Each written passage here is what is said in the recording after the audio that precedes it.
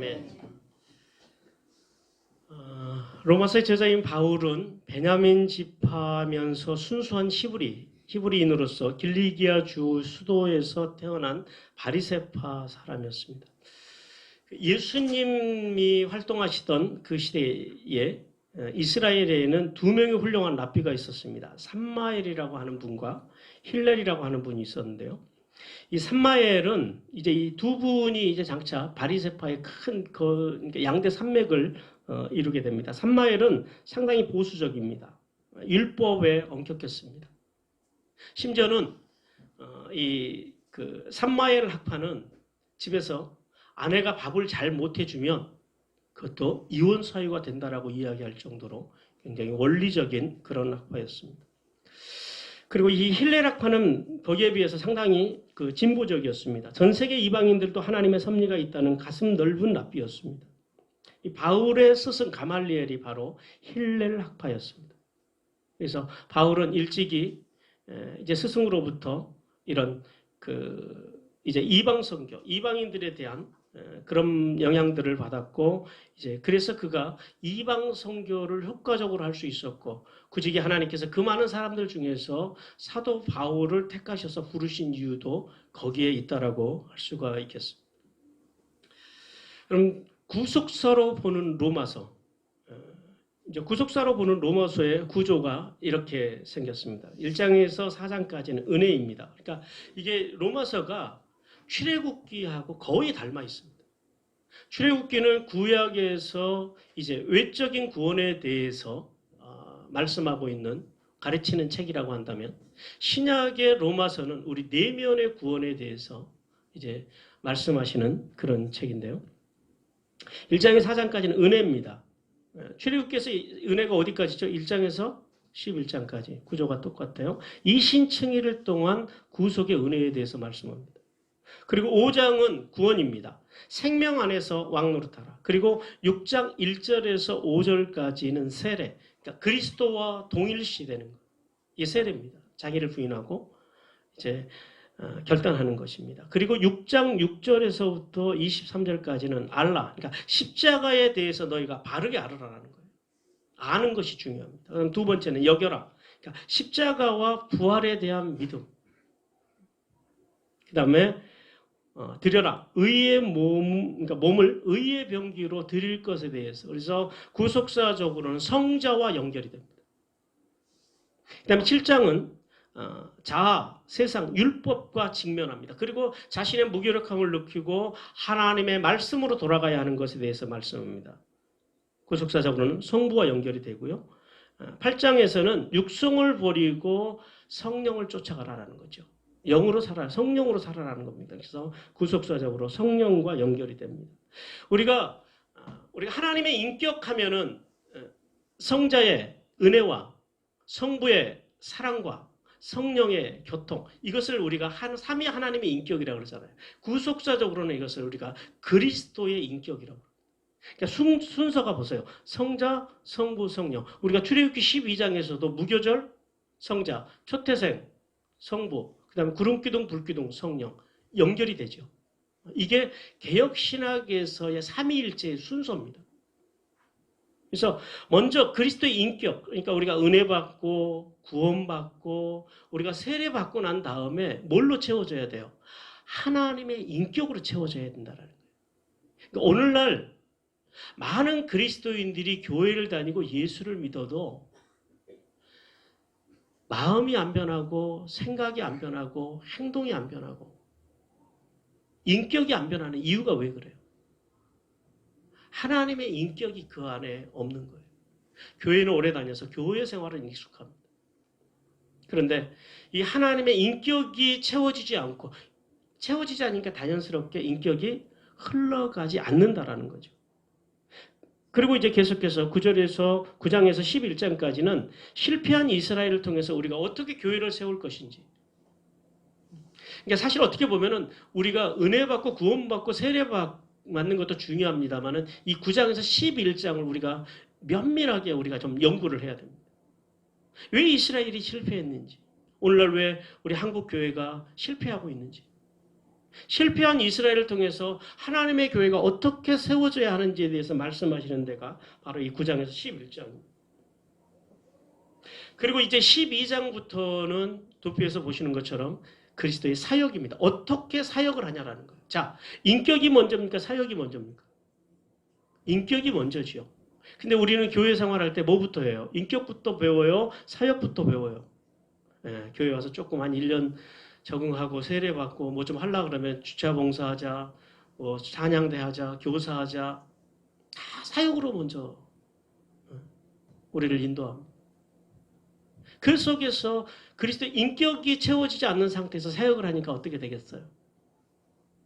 나중에 힘이 생기면 교회에서 이제 그 힘을 가지고 자신의 방법대로 자신의 스타일대로 하나님의 교회를 섬기려고 하는 오류를 범하게 된다는 거죠. 그래서 12장에서는 그러니까 몸 만들기를 통해 교회 세우기, 어떻게 그리스도의 이 몸인 교회를 세워나갈 것인지에 대해서 말씀하시는 게 12장이고요. 13장은 몸인 교회가 섬겨야 될 세상. 이제 우리가 몸을 만들었잖아요. 그럼 어떻게 우리가 세상을 섬겨야 되냐라는 거죠. 그리고 14장은 연약한 자들을 교회가 어떻게 섬겨야 되는지, 15장은 이방인들을 어떻게 교회가 섬겨야 되는지, 그리고 마지막 16장에서는 몸의 완성을 통해서 어디까지요? 만물까지. 어떻게 충만하게 할 것인지. 이게 로마서의 전체적인 구속사로 바라본 로마서의 구조입니다. 여러분, 오늘부터 복음에 대해서 함께 설교를 할 겁니다. 우리가 지난 그 7주 동안 그 요한계시록에 나와 있는 7교회의 교회를 중심으로 해서 하나님의 음성을 들었습니다. 여러분, 그 7교회에 대한 설교를 들으시면서 뭔가 교회에 대한 좀 그 어떤 이미지나 그 교회에 대한 정의가 좀 잡히셨습니까? 잡혔어야 됩니다. 우리가 어떤 교회를 만들어가야 될, 교회가 무엇인지에 대해서 우리는 지난 7주 동안 하나님의 음성을 들었습니다. 이제 오늘은 복음입니다. 여러분, 복음이 뭡니까? 복음이란 단어는 헬라어로 유앙겔리온이라고 합니다. 좋은 소식, 복된 소식 이런 뜻이죠. 그러니까 복음이라고 하는 게 뭐냐면은 큰 기쁨의 좋은 소식으로 누가 복음이세요? 예수 그리스도가 복음이시라는 말씀이에요. 우리 누가복음 2장 10절과 11절 한 절씩 교독합니다. 천사가 이르되 무서워하지 말라. 보라, 내가 온 백성에게 미칠 큰 기쁨의 좋은 소식을 너희에게 전하노라. 오늘 다윗의 동네에 너희를 위하여 구주가 나셨으니 곧 그리스도 주시니라. 큰 기쁨의 좋은 소식이 누구시라고요? 예수 그리스도이십니다. 그럼 여기서 이제 한 가지 질문이 생깁니다. 왜 우리에게 복음이 필요합니까? 왜 우리는 복음이신 예수 그리스도가 필요하냐라는 사실입니다. 하나님께서는 우리를 하나님의 형상과 하나님의 모양대로 창조하셨습니다. 최고의 걸작품으로 하나님께서는 우리를 만드셨습니다. 그리고 뿐만 아니라 하나님께서는 우리 인간에게 만드셨을 뿐만 아니라 생육하고 번성하고 충만하여서 이 세상 가운데서 하나님의 대행자로 너희의 삶의 자리에 나가서 영향력을 끼치고 살아가라고 주님께서 우리에게 말씀하십니다. 그런데 우리 인간은 하나님의 기대와는 달리 마귀의 유혹에 넘어가서 타락해버렸습니다. 그리고 하나님의 형상을 잃어버렸습니다. 그리고 하나님의 그 통치권을 잃어버렸습니다. 뿐만 아니라 마귀의 자식이 되어버렸습니다. 하나님께서 우리에게 천하 만국을 다스리라고 하는 권세를 주셨는데 그것마저도 마귀에게 다 넘겨주고 말았다라는 겁니다. 그래서 범죄에서 영원한 지옥에 갈 수밖에 없는 인간, 그 인간을 대신할 희생 제물이 필요했습니다. 구약에서 하나님께서는 짐승의 제사를 통해서 인간의 죄를 일시적으로 가리워지도록 은혜를 베푸셨지만 그것은 영원한 해결책이 될 수가 없었습니다. 그래서 하나님의 때가 참에 하나님께서는 인간을 구원하시기 위해서 당신의 아들 독생자 예수 그리스도를 이 땅에 보내셨습니다. 예수님의 십자가 희생을 통해서 인간이 마귀에게 뺏겼던 하나님의 형상, 즉 장자권과 하나님의 대행자로서의 통치권을 주님께서 십자가에서 해결해 주셨다라는 사실입니다. 여러분, 에덴 동산에서 인간이 타락했을 때 인간의 부끄러움을 가리기 위해서 누가 희생을 당하여? 짐승이 희생을 당해서 그 가죽이 인간에게 입혀집니다. 마치 그런 것처럼 인간의 죄를 위해서 예수님께서 그 부끄러움을 십자가 위에서 당하사 뿐만 아니라 보배로운 피를 흘려서 죽어주심으로 우리를 하나님의 자녀로, 하나님의 대행자로 온전히 회복시켜 주셨습니다. 그래서 예수님이 복음이십니다. 그래서 예수 그리스도가 그 십자가가, 그 십자가에서 우리의 모든 죄를 사해 주셨다고 하는 그 사실이 우리에게 복음이 되는 것입니다. 이제 오늘 본문을 통해서 복음이신 예수 그리스도에 대해서 함께 하나님의 음성을 듣기를 원합니다. 먼저 2절에서 4절 말씀해 보니까 사도 바울은 언약을 따라 예수 그리스도께서 복음으로 오셨다라고 말씀합니다. 바울은 예수 그리스도에 대해서 하나님의 구원의 역사, 즉 구속사의 경륜 속에서 약속을 따라 오신 분이라고 그렇게 소개합니다. 2절에 보니까 선지자를 통해 약속된 예수 그리스도라고 오늘 본문은 우리에게 말씀합니다. 여러분, 선지자를 통해서 오셨다라고 하는 말은 우리가 알고 있는 에레미야나 이사야나 이런 선지자만을 이야기하는 것이 아니라 모세나 다윗 같은 성경의 모든 저자들을 일컫는 말이라는 사실을 알아야 됩니다. 무슨 말이냐면 구약 성경의 모든 초점이 누구에게 맞춰져 있다라는 거예요. 장차 오실 예수 그리스도께 맞춰져 있다라는 말씀을 이렇게 합니다. 그리고 선지자들을 통해서 그 복음이 미리 약속이 되었다라는 거예요. 미리 약속이 되었다고 하는 말은 헬라어로 프로 에판겔로마이라고 합니다. 그러니까 미리 알리다라는 말인데요. 앞을 말하는 프로, 그 다음에 알리다, 선포하다라는 뜻의 에판겔로마이가 이렇게 합성된 그런 합성어입니다.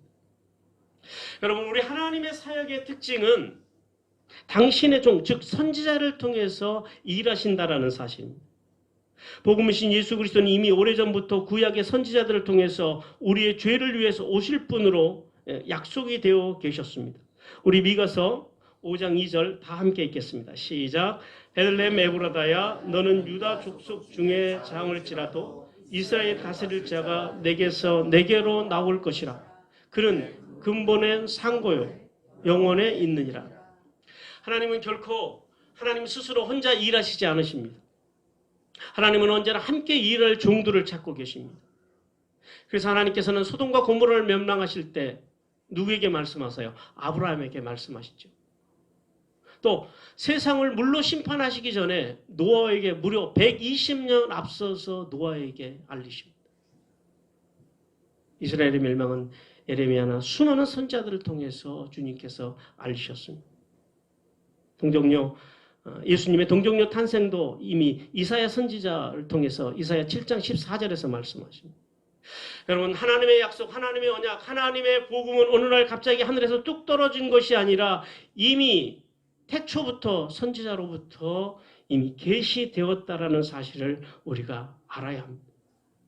갈라디아 4장 4절 같이 읽겠습니다. 때가 참에 하나님이 그 아들을 보내사 여자에게서 나게 하시고 율법 아래에게 나게 하신 것은, 여러분, 우리가 하나님의 뜻을 바로 분별하지 못하는 것은 우리가 하나님을 믿지 않아서 그러는 게 아니더라라는 겁니다. 우리가 하나님의 뜻을 바로 분별하지 못하는 것은 하나님의 말씀을 모르기 때문이에요. 하나님께서 이렇게 하나님의 사람들을 통해서, 하나님의 선지자를 통해서 우리가 어떻게 살아야 되는지, 우리의 삶이 어떠해야 하는지, 하나님은 어떤 사람에게 복을 주시는지, 어떻게 하면 우리가 복을 못 받는지, 이미 하나님께서는 우리가 살아가야 할, 우리가 알아야 될 것들을 이미 하나님의 사람들을 통해서 성경에 이렇게 다 기록해 놓으셨습니다. 그러니까 우리가 왜 하나님의 말씀을 공부해야 되는지 이제 더 아시겠죠? 그러므로 우리가 복음이신 예수 그리스도를 알기 위해서, 또 뿐만 아니라 우리가 인생을 잘 살고 우리가 신앙생활을 보다 잘하기 위해서 어디로 가까이 가야 돼요? 하나님의 말씀으로 가까이 가요. 하나님의 말씀을 읽고 듣고 배우기를 게으르지 않는 우리 한마음교회 성도들이 되시기를 주님께서 간절히 원하십니다. 계속해서 3절 말씀해 보니까 주님께서 육신으로 오셨다라고 그렇게 말씀합니다. 바울은 하나님의 아들 예수 그리스도에 대해서 소개하면서 먼저 육신으로는 다윗의 혈통으로 나셨다라고 말씀합니다. 이 말씀은 예수 그리스도의 인성을 강조하신 것입니다. 무슨 말이냐면 하나님의 아들로 오신 예수 그리스도가 다윗의 혈통에서 나셨다고 하는 것은 그분은 완전한 인간으로 오셨고 뿐만 아니라 인간을 대표할 자격을 부여받으신 분이라고 말씀하고 있는 것입니다. 그러면은 왜 하나님이신 예수 그리스도께서 인간의 그 천한 몸을 입고 이 땅에 오셔야만 했느냐라는 사실입니다. 우리가 이미 잘 아시는 것처럼 바로 우리의 죄 때문입니다. 하나님의 형상으로 하나님의 대행자로 지음받은 우리 인간이 하나님과 언약을 파괴하고 하나님의 언약을 파괴할 때 하나님과 우리 사이에 죄의 벽이 생겨버렸습니다. 이 죄의 벽은 인간의 어떠한 방법, 즉 선행이나 종교생활, 어떠한 도덕적인 삶으로도 결코 지나갈 수 없는 그러한 절벽이었습니다. 그러한 벽입니다. 그런데 문제는 이 문제를 해결할 수 있는 방법이 있는데요. 오직 죄 없는 인간이 그 인간을 대신해서 죽어주는 길만이 유일하게 이 벽을 허물 수 있는 방법이었습니다. 그래서 하나님의 아들이 인간이 되셔서 선수 이 땅에 오셔야만 했습니다. 로마서 8장 3절 말씀 같이 읽겠습니다. 율법이 육신으로 말미암아 연약하여 할 수 없는 것을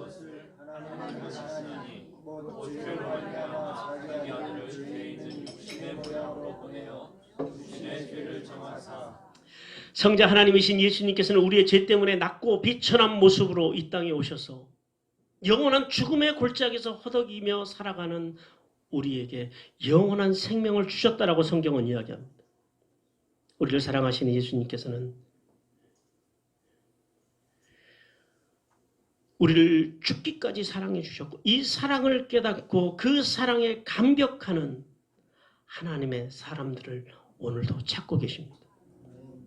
계속해서 4절 말씀해 보니까 복음이신 예수 그리스도는 영적으로 부활하사 성결의 영으로 선포되으셨다고 사도 바울은 그렇게 고백합니다. 이제 역사 속으로 우리를 찾아오신 예수 그리스도, 그분은 육신과 영혼을 지닌 분인데 여기서 성결의 영으로 오셨다라고 하는 말씀은 무슨 말이냐면은 영혼에 있어서 그 누구와 비교할 수도 없는 거룩함을 지니신 분으로 사도 바울은 그렇게 예수님을 소개하고 있습니다. 여러분, 사도 바울은 오늘 예수님께서는 외형적으로 다윗의 자손으로 인간의 대표자로 이 땅에 오셨지만은 실제로는 누구라는 거예요? 하나님의 아들이시라는 거예요. 하나님이 예수님께서 이 땅에 오셨을 때 많은 사람들은 그러나 예수님을 외형적으로 대우했습니다. 그들은 그래서 예수님을 알기를 거부했습니다. 왜요? 눈에 보여지는 것이 그렇게 거창하지 않더라라는 거죠. 그래서 그들은 예수님의 본질을 보려고 하지 않습니다. 볼만한 눈이 없습니다. 마음이 없습니다.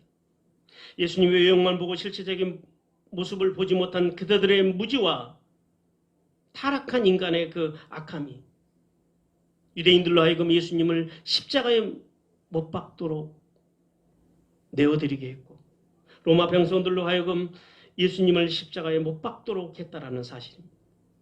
만약 유대인들이 예수 그리스도가 자신들이 그토록 기다리던 메시아, 하나님의 아들이신 줄 알았더라면 결코 그들이 십자가에 예수님을 못 박는 어리석음을 범하지 않았을 것이라고 고린도전서에서는 말씀합니다. 우리 2장 8절을 같이 한번 읽습니다. 이 죄는 이 시대의 통치자들이 한 사람도 알지 못하였나니 만일 알았더라면 영광의 주를 십자가에 바치 못했으리라. 그런데 안타까운 것은 오늘날 수많은 그리스도인들이 이 어리석은 유대인들과 같은 모습으로 살아가고 있다는 사실입니다.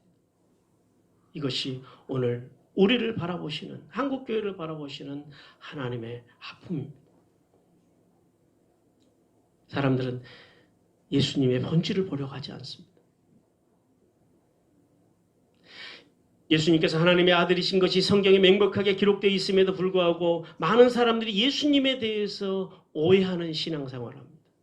예수님은 그저 우리에게 건강을 주시는 분, 우리 가정을 평안하게 해주시는 분, 사업을 잘되게 해주시는 분, 우리 자녀들을 좋은 대학으로 또 취직을 잘되게 해주시는 분. 물론 우리가 예수 그리스도를 잘 믿으면 하늘에 이슬이며 땅에 기름진 복을 받는 것은 사실입니다. 근데 많은 사람들이 예수 그리스도의 본질에 관심을 갖기보다는 예수 그리스도를 믿을 때 오는 현상에 훨씬 더 많은 집중을 하고 살아가더라라는 사실입니다.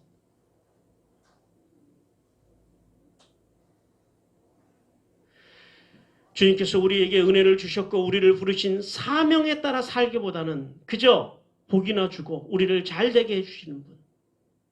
우리의 신앙이 말씀 중심이 아니라 세상의 만모니즘 중심의 신앙으로 살아가는 오늘 현대 그리스도인들의 모습.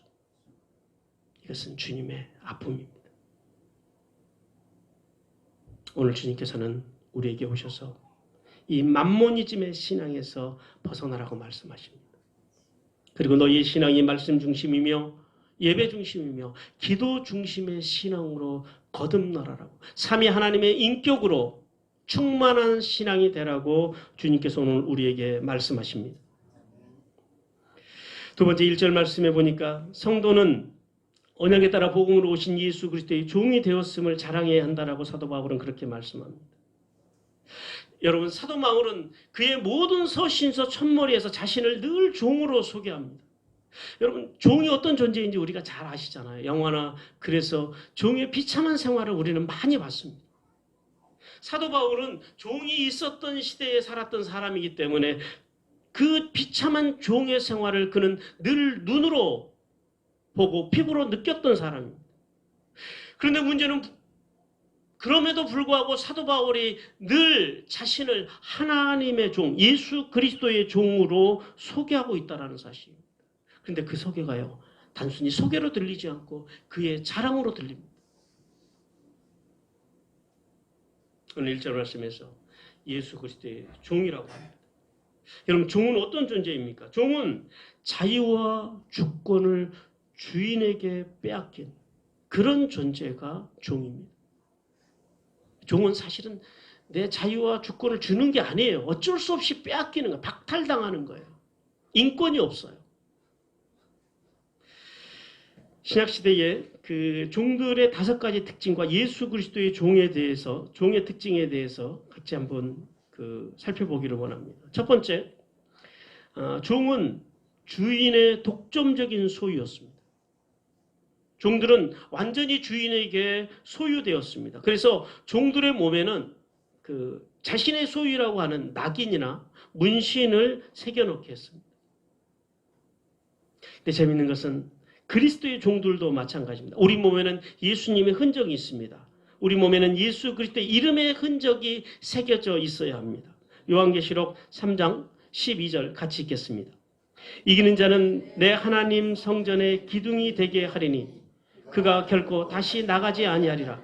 내가 하나님의 이름과 하나님의 성 곧 하늘에서 내 하나님께로부터 내려오는 새 예루살렘의 이름과 나의 새 이름을 그 위에 기록하리라. 예루살렘의 이름과 나의 새 이름을 당신의 종된 우리에게 기록하시겠다고 말씀합니다. 그리고 종의 두 번째 특징은 뭐냐면 무조건 복종입니다. 종은 선택의 여지가 없습니다. 종은 주인에게 무조건 복종해야 됩니다. 그리스도의 종도 마찬가지입니다. 우리 누가복음 17장 10절 말씀 같이 읽겠습니다. 이와 같이 너희도 명령을 받은 것을 다 행한 후에 이르기를 우리는 무익한 종이라 우리가 하여야 할 일들을 한 것뿐이라 할지니라. 제가 대전 이제 교회를 떠나서 제가 용인으로 가면서 교회를 쭉 마지막으로 예배당을 둘러보았습니다. 제가 볼 때 제 마음속에 그런 마음이 있었어요. 일을 참 많이 했더라고요. 한 7년 동안. 그래서 제가 혼자 속으로 그랬어요. 하나님, 그래도 제가 좀 했지요. 그 말을 하고 났는데 왈칵 눈물이 쏟아져요. 눈물이 쏟아지면서 제 입에서 툭 터져 나온 고백이 그거였습니다. 주님이십니다. 그랬어요. 저는 그 짧은 순간이면 제가 좀 했다라고 생각을 했어요. 근데 주님은 아니더라니까. 내가 했더라.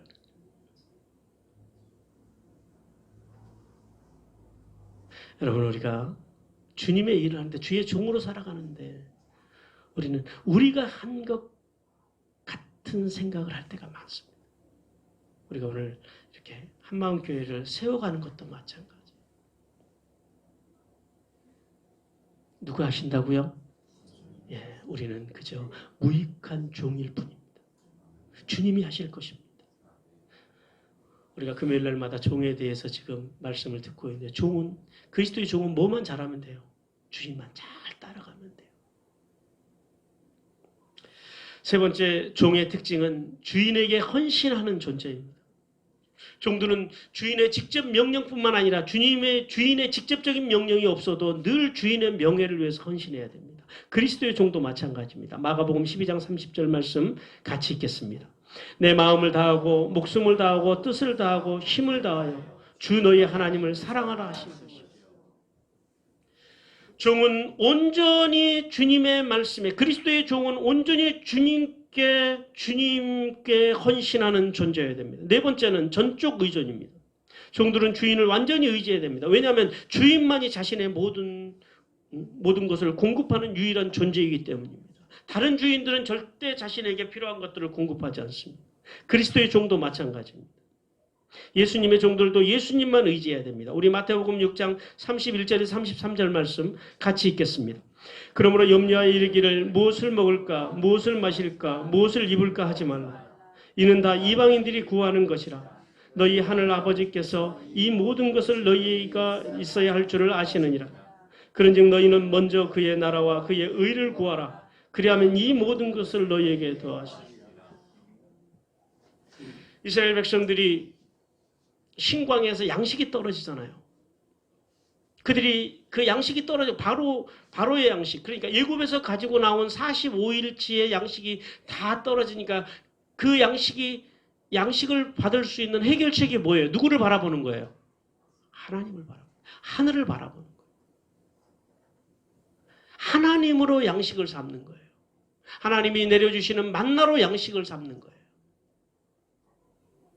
이게 하나님의 사람들이 살아가는, 그러니까 하나님의 종들은 전적으로 하나님만 의지하는 거예요. 사람을 기대하지 않습니다. 사람을 의지하지 않습니다. 주인이신 그분만 의지하고 그분만 바라봅니다. 마지막 다섯 번째는 책임입니다. 근데 세상의 종과 하나님의 종이 이 부분이 조금 다릅니다. 세상의 종들은요, 주인 앞에서 행하는 일에 대해서 스스로 책임져야 합니다. 그래서 못하면 매도 맞고 혼돈하는 거예요. 그런데 하나님의 종은 그렇지는 않습니다. 하나님과의 관계를 맺고 그분에게 반응하며 자신의 인생을 하나님의 뜻에 맞춰가기만 하면 됩니다. 그러니까 무슨 말이냐면 하나님의 종은 주인의 뒤를 잘 따라가면 돼요.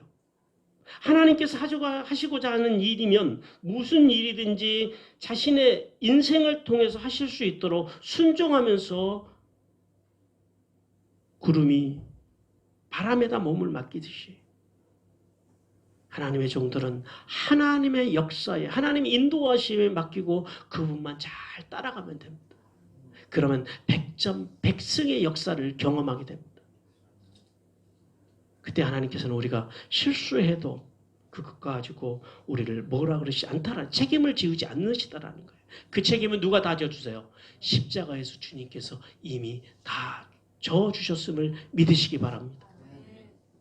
사도 바울은 과거 유대교 소속으로 학문적으로는 가말리엘에 속했고 유다 정파로는 바리새파였습니다.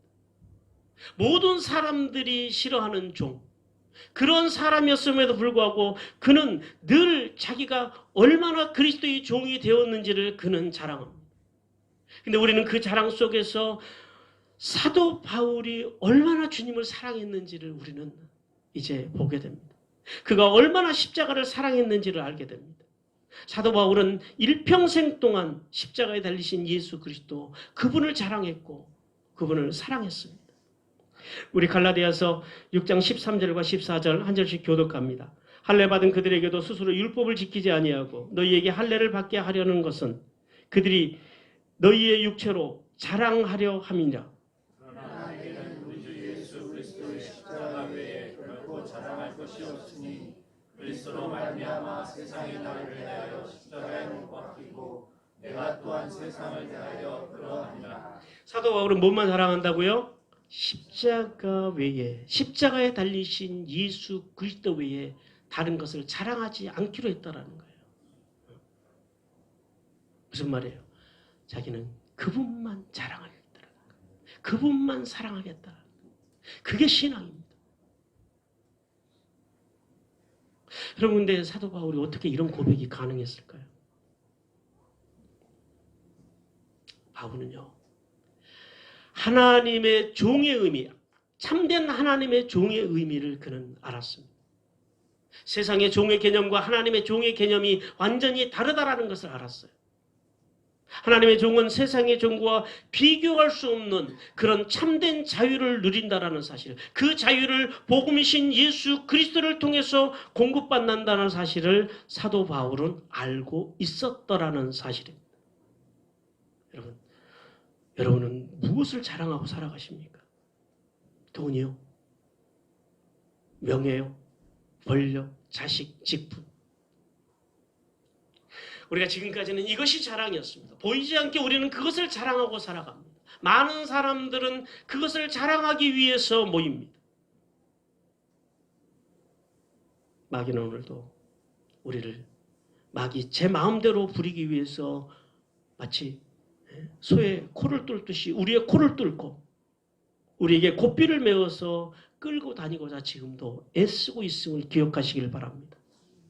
하지만 사랑하시는 하나님께서는 독생자들 예수 그리스도를 우리에게 보내주셨을 뿐만 아니라 예수 안에서 살아가고 있는 모든 자들에게는 어떠한 책임도 묻지 아니하시고 그분 안에만 있으면 참된 자유를 주신다고 하는 것, 그것이 복음입니다. 그러므로 복음이신 예수 그리스도를 믿는 우리는 세상에 썩어질 자유를 포기해야 합니다. 그리고 사도 바울처럼 예수 그리스도의 종으로 살아가는 은혜를 받아야 합니다. 그러할 때 하나님의 사람들이 복음 안에서 참된 자유를 누릴 수 있다는 사실을 깨닫는 은혜가 임하시기를 바랍니다. 계속해서 1절 말씀에서 사도 바울은 오직 복음을 위해서, 그 복음을 위해서 자신은 부르심을 받았다라고 고백합니다. 사도 바울은 자신을 그리스도의 종, 즉 십자가의 은혜로 구원받은 종이라는 감격의 고백을 드리면서 그가 복음을 위해서 부르심을 받았고 택정함을 받았다라고 그렇게 오늘 고백합니다. 여러분, 이 택정함, 택하심이라고 하는 단어 속에서 우리는 사도 바울의 삶의 방향, 그리고 오늘 우리가 살아야 될 삶의 방향을 읽을 수 있습니다. 무슨 말씀이냐면 사도 바울은 자신의 삶의 방향이 복음이신 예수 그리스도를 전하는 것 외에는 결코 다른 것으로는 바뀌지 않을 것이라고 하는 자신의 삶의 방향을 고백하고 있다는 사실입니다. 왜냐하면 그는 과거에 어떤 사람이었습니까? 교회 회방자였고 핍박자였습니다. 그러던 그를 하나님께서, 예수님께서 담메색 도상에서 그를 만나주셨습니다.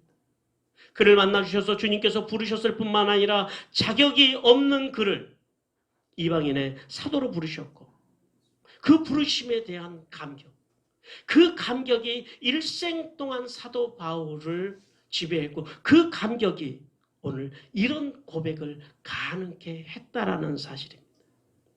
오늘 여러분은 어떤 감격의 고백을 주님 앞에 드리시겠습니까? 우리 하나님께서는 우리에게 하나님의 나라를 위해 당신의 자녀로, 성도로, 한마음교회 직분자로 부르신 감격과 간증이 있기를 원하십니다.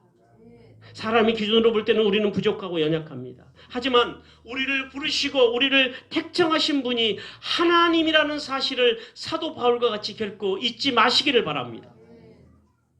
하나님께서는 우리가 사도 바울과 같은 감격이 있어야 한다고 말씀하십니다.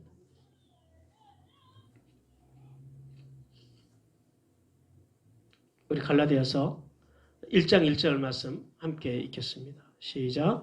사람들에게 선한 것이 아니요 사람으로 말미암은 것도 아니요 오직 예수 그리스도와 그를 죽은 자 가운데서 살리시니 하나님의 이로 말미암아 사도된 바울은 예. 바울의 이런 감격, 하나님의 나라를 위한 헌신이 가능했던 것은 하나님이 나 같은 사람을 살리셔서 나 같은 죄인을 하나님의 나라와 교회를 위해서 부르셨다라는 사실, 그 감격이 그에게 있었습니다. 그 감격이 있었을 때 그는 충성을 드릴 수 있었고 그는 드리고도 더 드리고 싶은, 심지어 생명조차도 아끼지 않는 그리스도의 사람이 되었다는 사실을 우리는 기억해야 합니다. 여러분, 이러한 사도 바울의 헌신의 결과에 대해서도 우리는 또한 계속해서 기억해야 합니다. 이러한 사도 바울의 헌신의 결과가 그를 위대한 사도 바울이 되게 했다라는 사실입니다. 이제 우리가 이 땅에 한마음 교회를 세우신 하나님의 뜻을 바라보고 그분의 부르심과 우리를 부르신 우리 직분에 관한 바른 인식과 감격을 하나님 앞에 드림을 통하여서 사도 바울과 같은 위대한 인격 신앙인으로 성장해 가기를 우리 주님께서 간절히 원하십니다. 세 번째 5절과 7절 말씀을 통해서 예수님의 종은 오직 은혜와 사랑으로 그리스도를 전해야 한다라고 말씀합니다. 우리 주님께서는 오늘 사도 바울은 자신을 비롯한 모든 사도들이 하나님의 은혜로 하나님의 사랑으로 택함을 받았고 이방인들에게 예수 그리스도를 믿고 순종하여서 영광을 돌릴 수 있게 자신들이 그렇게 부르심을 받았다고 사도 바울은 고백을 합니다. 5절 말씀을 통해서 복음이신 예수 그리스도를 믿는 성도는 은혜로 부르심을 받았다고 고백해야 한다라고 사도 바울은 말씀합니다. 여러분, 은혜가 뭡니까? 은혜는 우리가 구약에서 은혜의 개념에 대해서 전에 한번 말씀을 드렸는데요. 신약에서는 은혜를 헬라어로 카리스라고 합니다. 영어로 그레이스, 어떤 은혜예요? 히브리어로 말하면 헤세드입니다. 무한하신 사랑, 그 언약 안에 들어가면 한없이 부어지는 사랑, 누구라도 다 세워지고 살아나는 그 은혜, 그러니까 받을 자격 없는 자에게 주어지는 일방적인 선물, 그것이 바로 카리스고 그레이스입니다. 우리 에베소서 1장 5절 말씀 함께 읽겠습니다. 그 기쁘신 뜻대로 우리를 예정하사 예수 그리스도로 말미암아 자기의 아들들이 되게 하셨으니, 누구를 통해서요? 예수 그리스도를 통해서 우리를 누가 되게 하셨어요? 아들들이 되게 하셨다. 여기에 어떤 주님께서 조건을 말씀하시지 않죠. 딱 하나만 나와 있죠. 누구를 통해서요? 오직 예수 그리스도 안에서. 이것이 그레이스입니다. 이것이 카리스입니다. 이것이 은혜입니다. 사도 바울은 자격이 없었을 뿐만 아니라 본래는 하나님의 교회를, 하나님의 사람들을 핍박하던 자신을 예수 그리스도의 은혜로 당신의 아들로 불러주셨다는 그 사실을 사도 바울은 깨달았습니다. 더 나아가 하나님께서는 그에게 사도의 직분, 아포스톨렌, 사도의 권위를 주셨을 뿐만 아니라 공적인 임무를 주셔서 복음을 위해서 복음의 임무를 맡기셨다고 하는 그 감격이 사도 바울에게 있었습니다. 사랑하는 성도 여러분, 우리가 받은 은혜와 직분은 오직 예수 그리스도 때문임을 기억하시기를 바랍니다.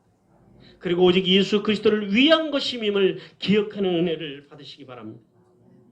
우리가 받은 은혜와 직분은 세상과 나는 관계없고 오직 구속하신 예수 그리스도의 이름만이 있어야 한다는 사실을 깨닫는 은혜가 임하시기를 바랍니다. 우리가 이러한 헌신의 삶, 이러한 신앙의 감격과 고백을 가지고 살아갈 때 전국에 하나님께서 우리를 사도 바울과 같이 위대한 사람으로 칭찬하실 것이며 하늘의 이슬과 땅의 기름진 복이 임한다는 사실을 기억하는 은혜가 여러분에게 임하시기를 바랍니다. 마지막 6절과 7절 말씀을 통해서 복음이신 예수 그리스도를 믿는 성도는 사랑으로 섬겨야 한다라고 말씀합니다. 여러분 성경에서 변화하면 제일 생각나는 사람이 누굽니까? 변화받은 사람. 우리는 아마 19은 사도 바울을 말할 것입니다. 예수를 핍박하던 자에게서 예수 그리스도를 전하는 사람. 그의 삶의 방향이 완전히 180도 바뀌어버린, 그것도 한순간에 가장 극적인 변화를 누린 사람이 바로 바울입니다. 그러면 왜 사도 바울이 이렇게 순식간에 변화가 됐을까요? 그러니까 많은 사람들은 사도 바울이 변화되었다고 말합니다만은 사실은 어떻게 보면 변화라고 하는 단어보다 그는 삶의 방향이 바뀜의 변화로 우리가 이해하는 게 더 좋습니다. 사람이 인격이 변한 게 아니고 그는 늘 그런 사람이었어요. 열심히 있는 사람이었어요. 의를 위해서, 오름을 위해서.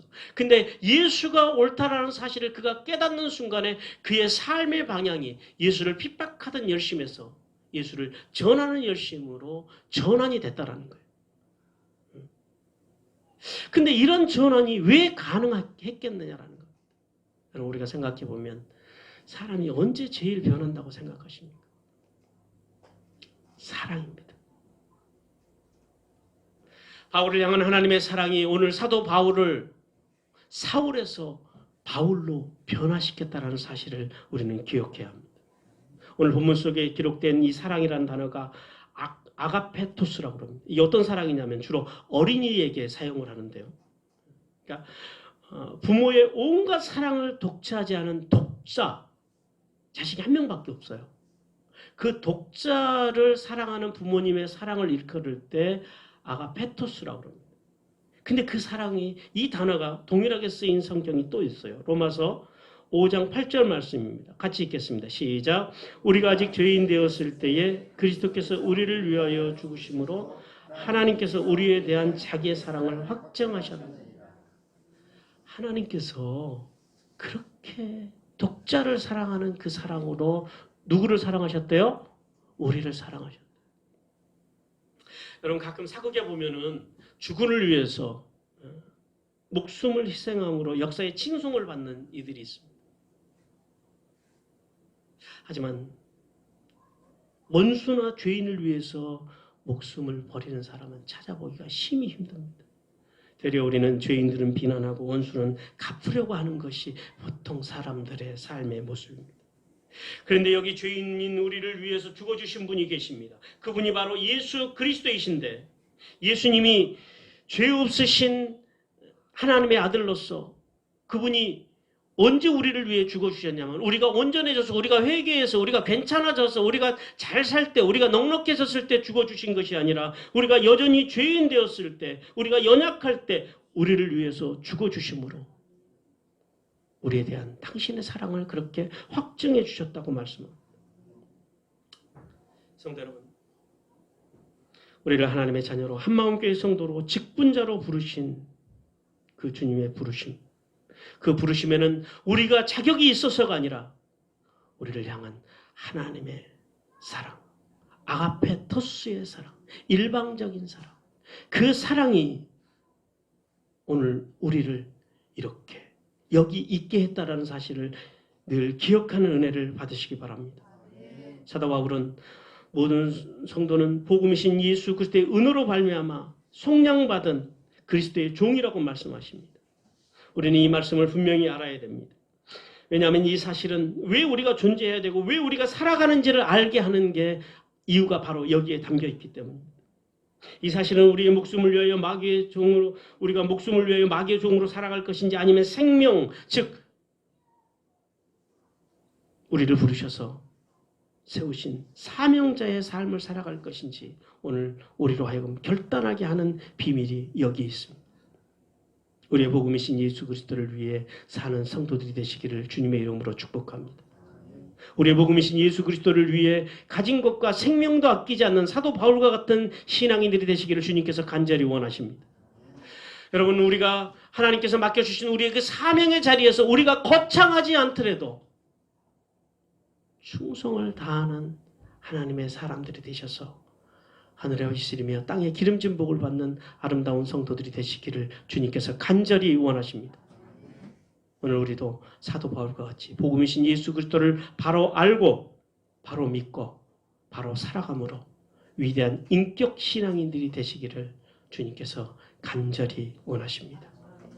우리 시간 함께 이 찬양을 하나님 앞에 드리겠습니다. 내게로부터 눈을 들어 주를 보기 시작할 때 주의 일을 보겠네. 내 작은 마음 돌이키사 하늘을